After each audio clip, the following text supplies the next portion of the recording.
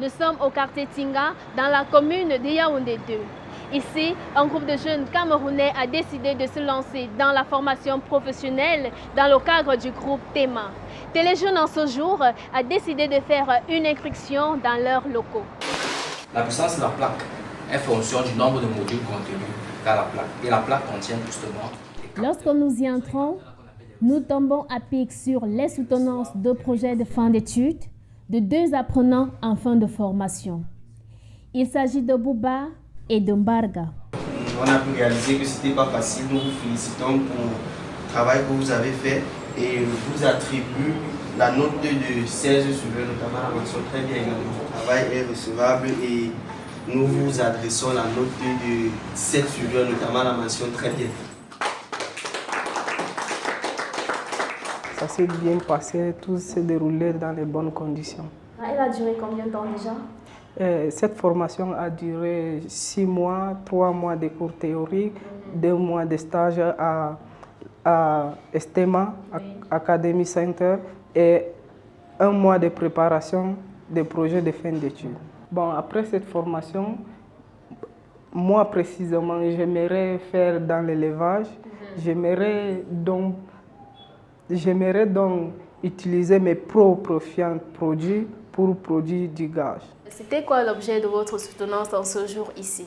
L'objet de ma soutenance aujourd'hui, c'était justement de valoriser l'énergie renouvelable, c'est-à-dire de valoriser un autre type d'énergie, dont en fait le soleil en question. Pouvons-nous savoir comment est-ce que votre formation s'est déroulée ici dans le centre? La formation justement a été un cycle de 6 mois, c'est-à-dire 2 mois de cours théoriques, 2 mois de stage académique et 1 mois de préparation du projet professionnel d'études. À la tête de ce centre, qui a vu le jour seulement en 2022, se trouve une jeunesse entreprenante qui s'est osée. Le promoteur du groupe STEMA répond au nom de Ndjetu Steve. Il est ingénieur en génie électrique, doctorant au laboratoire d'énergie et environnement à l'université de Yaoundé 1. Il a décidé de se lancer dans la formation des jeunes Camerounais de son âge en quête de formation. Nous faisons dans les énergies renouvelables parce que nous avons soif de promouvoir cela, nous avons soif de favoriser ce secteur d'activité qui n'est pas encore suffisamment développé au Cameroun. Si on veut regarder le mix énergétique du pays, on va se rendre compte qu'il est assez faible et le profil de développement des énergies renouvelables est encore très limité. Pour ça, nous pensons que favoriser les énergies renouvelables pour le chauffage, pour son eau chaude, pour son électricité et également pour... je veux dire pour la production des engrais, déjà parce que nous avons dans notre centre des filières qui traitent de la question des déchets, qui nous permettent de valoriser ces déchets pour avoir des engrais biologiques, des charbons écologiques, pavés écologiques. Sans toutefois vouloir vous copier, alors parlant des filières, quelles sont ces filières-là que regorge votre centre de formation? Nous avons d'abord la toute première filière qui est énergie renouvelable. Dans la filière énergie renouvelable, nous traitons des questions de photovoltaïque, solaire photovoltaïque, pompe solaire photovoltaïque, capteur solaire, les chauffe-eau solaire photovoltaïque, les caméras de surveillance qui fonctionnent avec le solaire photovoltaïque. Nous avons encore la filière gestion des déchets. Dans cette filière, tout ce qui est déchets, nous traitons. Notamment le traitement des déchets pour obtenir le charbon, qui est le charbon écologique, le traitement des déchets pour obtenir le gaz, qui est le biogaz, le traitement des déchets pour obtenir le biofertilisant. Nous avons 2 types de biofertilisants, liquides et solides. Tous ceux-là sont des éléments que profitent les étudiants qui font la filière gestion des déchets, sans oublier les pavés écologiques. Donc nous avons également les filières comme électricité domestique, parce que nous pensons que c'est la racine de toute chose, parce que ceux qui font gestion des déchets ont besoin de ce gaz pour produire de l'électricité et il faut bien qu'on forme des électriciens pour accompagner ceux-là qui font dans les déchets sur le terrain, pour accompagner ceux-là qui font dans le solaire. Nous regorgeons la filière plomberie pour donner la possibilité à ceux-là qui se sont formés en solaire d'ajouter leurs compétences et de se lancer également dans le domaine de la plomberie.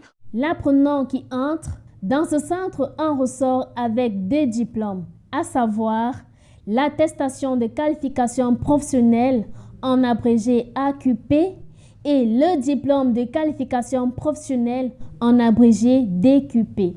Combien de jeunes avez-vous déjà formés dans ce centre de formation? Donc, comme je l'ai dit, nous avons des ateliers pratiques pendant les formations et les jours des ateliers pratiques, nous permettons aux personnes extérieures de bénéficier de ces formations.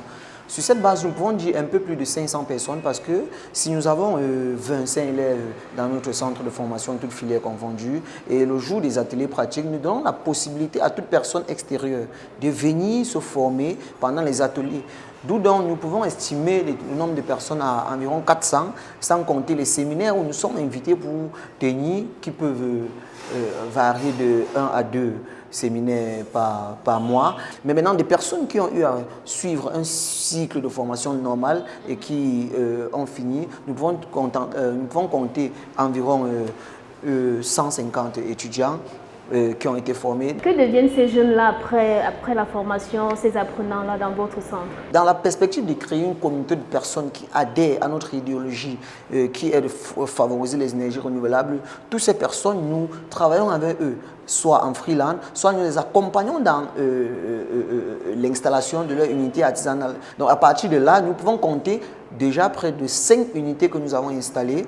Nous parlons ici des personnes qui ont suivi la formation et après, ils ont acheté du matériel pour s'installer à leur propre compte. Nous pouvons voir aujourd'hui que nous ne sommes pas les seuls à former. Plusieurs de nos apprenants sont dans une perspective de former et à des moments, dans une vision de créer une communauté, nous les reprenons pour qu'ils viennent dispenser des cours à ceux-là qui viennent d'arriver et qui viennent enseigner sur le terrain pour ceux qui n'ont pas le niveau requis. Quel est le message que vous pouvez adresser aux parents ou aux jeunes qui hésitent de se faire former actuellement? Si je veux m'atteler aux propos du ministre de la formation professionnelle qui a pu dire que faire un jeune avec une licence en philosophie, une licence en histoire, une licence en géographie, je me joins à lui pour dire tous ces jeunes qui désirent se former, tous ces parents qui envoient des étudiants dans des universités publiques et qui font des formations qui ne sont pas pratiques, de migrer vers des formations pratiques et se rassurer que la formation est assez pratique et qu'ils ont le matériel nécessaire. Que serait le monde sans techniciens? On se poserait la question. Nous ressentons du groupe STEMA Academy avec satisfaction qu'ici, les jeunes ont pris la formation professionnelle en main. Je suis Angela Bomba pour Téléjeunes.